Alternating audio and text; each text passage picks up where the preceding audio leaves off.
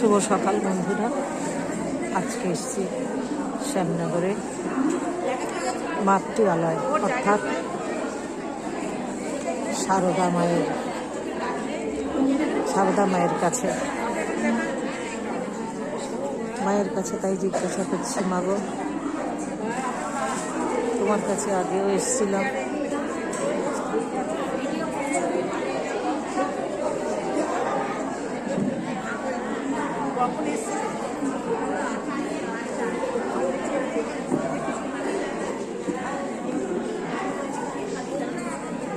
আমার পিছনে কিছু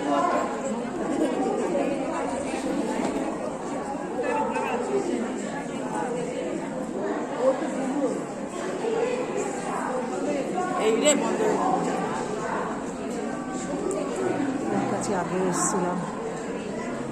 কি অপরাধ ছিল মা আমার, আমি তো জানি না